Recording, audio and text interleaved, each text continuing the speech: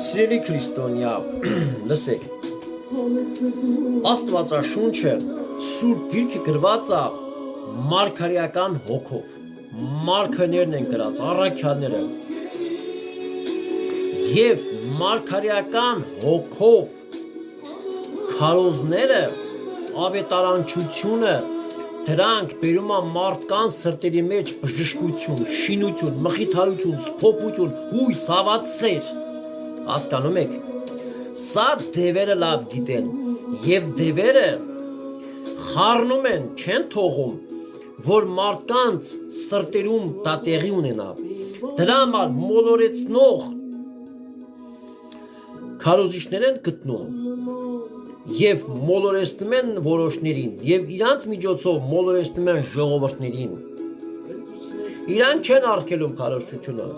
թող քարոզվի, բայց թող մոլորություն քարոզվի, ոչ թե ճշմարիտ ավետարան, որ օգների փրկություն է, որը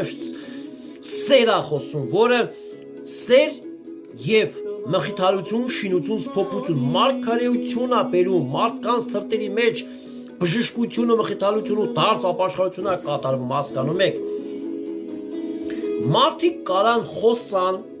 Աստծո անունից, բայց ասում է պատու հասնեն նրանց կյանքի մեջ լինի։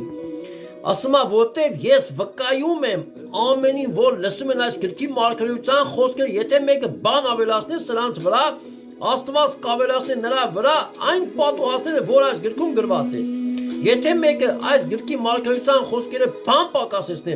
Աստված կպակասեցնի նրա բաժինը կյանքի գրքից և սուրբ քաղաքիցը և այս գրքում գրվածներից է։ Պատկերացնում եք, սա գրված Աստվածաշնչում հայտնության գրքի վերջի խոսքերն է, որ Աստվածաշնչից, ավետարանից, մարգարեություններից ուրիշ բաներ խոսա, պատուհասներ է գրված, որ գալու է իրա վրա, այսինքն մի մոլորեցրեք, դա